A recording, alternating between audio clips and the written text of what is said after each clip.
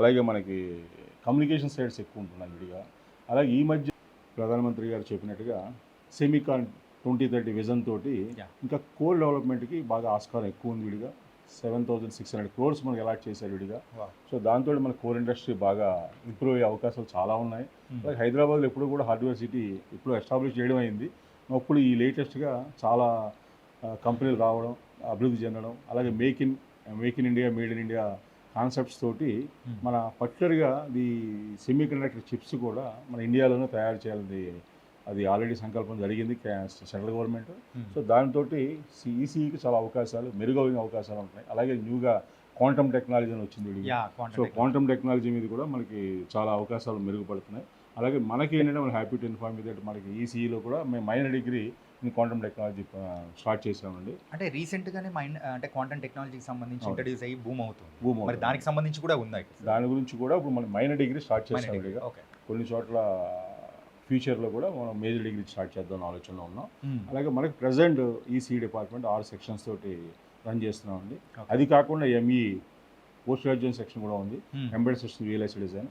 అది కాకుండా కూడా వర్కింగ్ ప్రొఫెషనల్స్ డిగ్రీ కూడా ఉంది. ఈవినింగ్ నైట్ కాలేజీ మనకి ఎవరైతే చుట్టుపక్కల మన ఆర్సీఐ, బీడిఎల్, డిఆర్డిఎల్ చాలా సైంటిస్టులు ఎక్కువ డిప్లొమాతో ఇద్దరు జాయిన్ అయిన ఉన్నారు విడిగా. వాళ్ళందరికీ కూడా అవకాశం కల్పిస్తున్నాం. దాంట్లో కూడా ఉస్మానియా యూనివర్సిటీ 2 years బ్యాక్ మనకి వర్కింగ్ ప్రొఫెషనల్స్ అని చెప్పేసి ఈవినింగ్ డిగ్రీ అది కూడా జరుగుతుంది.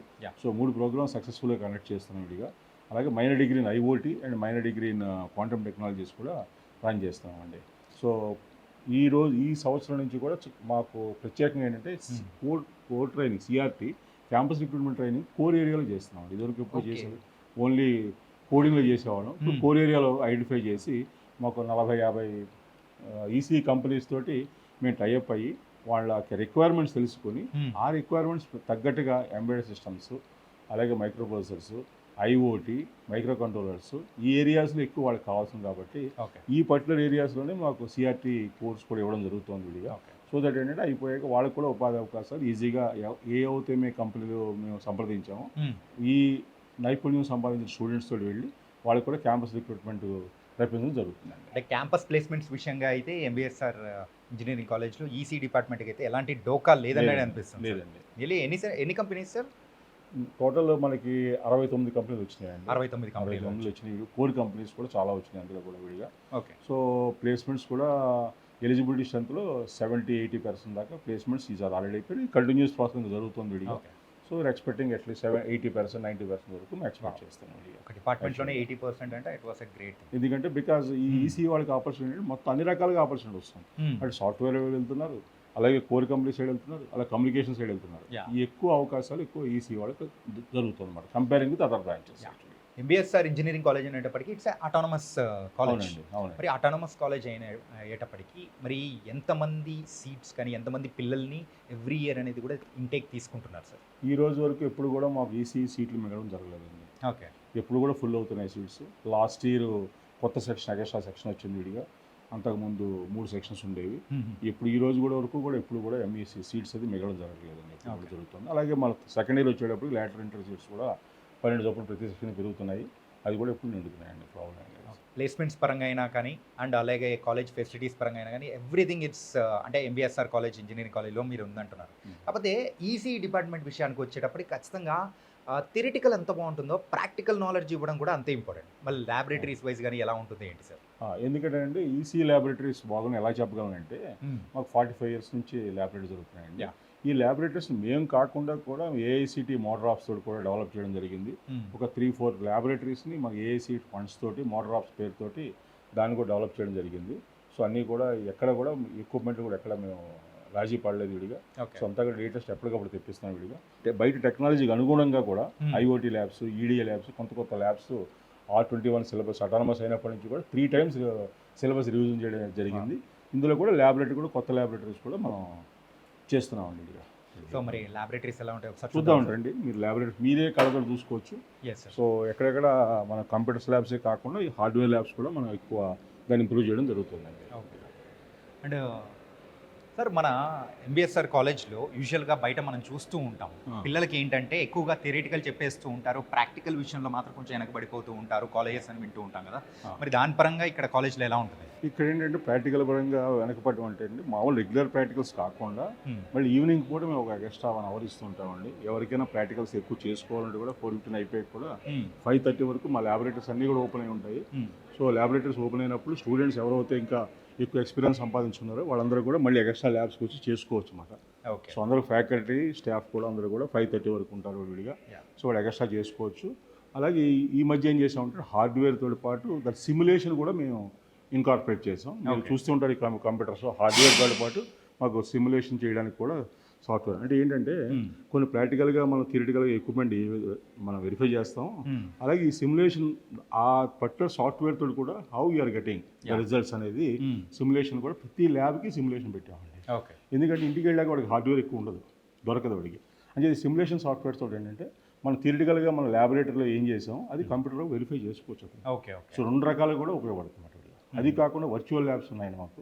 వర్చువల్ ల్యాబ్స్ కూడా ఐఐటి వాళ్ళతో టైఅప్ అయ్యి వర్చువల్ ల్యాబ్స్ కూడా చేస్తారు. అది కూడా ఉందండి. సో రకరకాల సిమ్యులేషన్ సాఫ్ట్వేర్స్ కూడా ఉన్నాయి. అయితే ప్రతి కంప్యూటర్లో కూడా హార్డ్వేర్తో పాటు సాఫ్ట్వేర్ సిమ్యులేషన్ ల్యాబ్స్ కూడా అనుసంధానం చేస్తుంది. ఏంటంటే థియరిటికల్గా చేసుకున్నప్పుడు వాళ్ళు సాఫ్ట్వేర్ మీద కూడా వాళ్ళు వెరిఫై చేసుకుంటున్నారు సిమ్యులేషన్ ద్వారా. అండ్ ఇప్పుడు మనం చూస్తున్న ల్యాబ్ ఇది మైక్రో ల్యాబ్ అండి. మైక్రో ల్యాబ్స్ అంటే మనం అంత ఫైనల్ ఇయర్లో వస్తుంది. అంతా కూడా అంత గిగాహెర్ట్జ్ రేంజ్లో, అంత కమ్యూనికేషన్ సంబంధించిన అనమాట.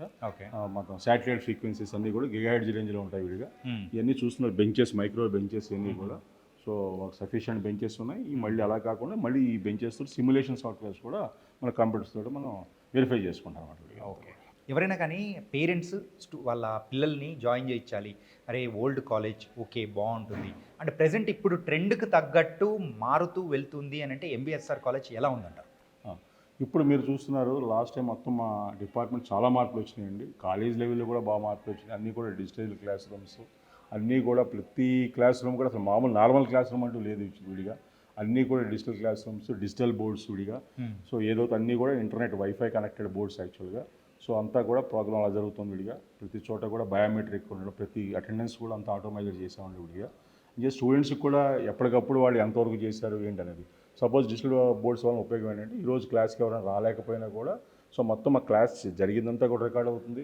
అలాగే మన డిజిటల్ బోర్డులో రాసిందంతా కూడా రికార్డ్ అవుతుంది. ఎవరికైనా అవసరం ఉన్నప్పుడు that also they can be able to study. Miss అయినా కూడా ఎప్పుడైనా క్లాస్లో మిస్ అయినా కూడా మన పాఠం చెప్పిందంతా ఉంటుంది. అన్ని రికార్డెడ్ అయిపోతాయి అండి, ఆటోమేటిక్ రికార్డింగ్ అంతా కూడా. అది కూడా జరుగుతుంది. ఇప్పుడు ఎవరైనా సపోజ్ ఈ రోజున ఆబ్సెంట్ అయినా కూడా ప్రాబ్లం ఉండదండి. అది ఆ విధంగా మనం టెక్నాలజీ తగ్గట్టుగా చేస్తున్నాం అన్నమాట. అండ్ ఫ్యాకల్టీ విషయానికి వచ్చేటప్పటికి అప్గ్రేడ్ అవుతున్న టెక్నాలజీకి తగ్గట్టు మీరు ఫ్యాకల్టీని ఎలా తీసుకొని వస్తుంటారు? ఇప్పుడు మా ఫ్యాకల్టీ చూసుకుంటానండి, ఉన్న 33 మంది ఉన్నారు ఫ్యాకల్టీ. ఆల్మోస్ట్ అందరికి కూడా రిటెన్షన్ రేషియో చాలా ఎక్కువ ఉంది మాకు యాక్చువల్గా. 15 years వరకు రిటెన్షన్ రేషియో ఉందండి యాక్చువల్లీ. 15 years అందరికి కూడా మోర్ దాన్ 50 యావరేజ్ చూసుకున్నా కూడా 15 to 20 years రిటెన్షన్ రేషియో ఉంది. సపోజ్ నన్నే తీసుకుంటే నేను 31 years నుంచి ఇక్కడే వర్క్ చేస్తున్నాను. అలాగే అందరూ కూడా ఆల్మోస్ట్ సీనియర్స్ అందరూ కూడా 25 years ప్లస్ ఎక్స్పీరియన్స్ ఉంది. ఇప్పుడు మీరు అన్నట్టు ఏంటంటే మీరు టెక్నాలజీ మీ అంతా పాత వాళ్ళం మరి ఎట్లా టెక్నాలజీ అప్గ్రేడ్ చేసుకున్నారండి. సో ఫస్ట్ టైం అండి ఫ్యాకల్టీ కూడా మన సమ్మర్ వెకేషన్ ఇంటర్న్షిప్స్కి వెళ్ళారండి.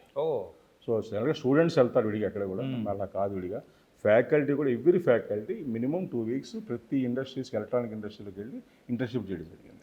సో ఇది ఎందుకు జరుగుతుందంటే మీరు చెప్పినట్టుగా కొత్తగా వచ్చిన టెక్నాలజీతో వాళ్ళు అనుసంధానం అయ్యి వాళ్ళకి కూడా అవగాహన తెప్పించుకొని సో ఆ టెక్నాలజీ స్టూడెంట్స్కి డైరెక్ట్గా మనం ప్రాక్టికల్స్ కానీ మినీ ప్రాజెక్ట్స్ కానీ చేయించాలనే ఉద్దేశంతో ఫ్యాకల్టీస్ని కూడా ఇంటర్న్షిప్ చేయడం జరిగింది. ఇంకొకటి ఏంటంటే ఈ ప్రజెంట్ టెక్నాలజీ తోటి మేము పోటీ పడడానికి వాటి అవగాహన కుదుర్చుకోవడానికి మేము ఒక ప్రొఫెషనల్ బాడీ స్టూడెంట్ చాప్టర్ చేయడం జరిగిందండి. IEEE, అది ఇంటర్నేషనల్, మీకు అందరికీ తెలుసు, USA based institute of electronics and electrical engineers. అలాగే IETE, institute of electronics and telecommunication engineers. అలాగే ISOI, ఇన్స్ట్రుమెంటేషన్ సొసైటీ. అలాగే కొత్తగా కమ్యూనికేషన్ సైడ్ బ్రాడ్కాస్టింగ్ సొసైటీ అండి, ఇది అమెరికా అఫిలియేటెడ్. ఈ చాప్టర్స్ అన్నీ కూడా మేము అనుసంధానం చేసి వాళ్ళతోటి ఈ స్టూడెంట్స్ అందరినీ కూడా స్టూడెంట్ చాప్టర్స్ ఎస్టాబ్లిష్ జరిగింది. దీనివల్ల ఏమవుతుందంటే వాళ్ళు మన హైదరాబాద్లో అన్ని చాప్టర్స్ కూడా IEEE, IETE, ISOI, BS అన్నీ కూడా చాప్టర్స్ ఉన్నాయి, ఆఫీసులు ఉన్నాయి.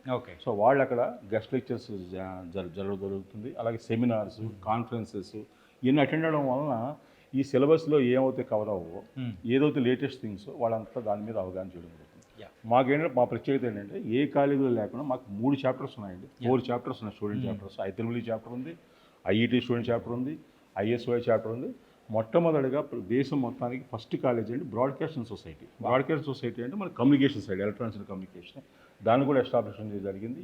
మొన్న రీసెంట్గానే ఒక 1 డే సెమినార్ కూడా చేయడం జరిగింది. వాళ్ళంతా ప్రెసిడెంట్ వాళ్ళంతా ఢిల్లీ నుంచి రావడం, దూరదర్శన్, ఆల్ ఇండియా రేడియో నుంచి స్పీకర్స్ రావడం, ఆ కాన్ఫరెన్స్ చేయడం జరిగింది.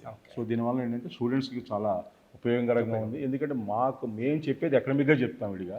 ఈ కాన్ఫరెన్స్ ఈ స్టూడెంట్ చాప్టర్స్ వల్ల ఇండస్ట్రీ పర్సన్స్ వాళ్ళు వచ్చి చెప్తూ ఉంటారు విడిగా.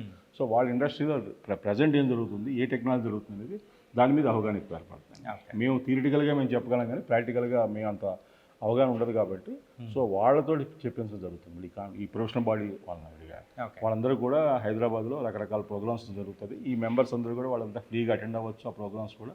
దానివల్ల కూడా లేటెస్ట్ థింగ్స్ మీద వాళ్ళకి అవగాహన ఏర్పడుతుంది. అండ్ సార్ ఫైనల్గా నేను ఒక విషయం మాత్రం అడుగుదాం అనుకున్నాను సార్. ఏంటంటే ఇప్పుడు వేరే అన్ని కాలేజెస్ ఉన్నాయి అంటే ఇంకా కావాలంటే వేరే రాష్ట్రాలకు వెళ్తాం, దేశాలకు వెళ్ళేసి జాయిన్ అయ్యే వాళ్ళు ఉంటారు. కాకపోతే అవన్నీ లేకోకుండానే MBSRే చూస్ చేసుకోవాలి అని అంటే మీరు ఎందుకు ఓకే చెప్తారు? ఒకటండి, మా డిపార్ట్మెంట్లో చాలా బెస్ట్ ప్రాక్టీసెస్ ఉన్నాయండి.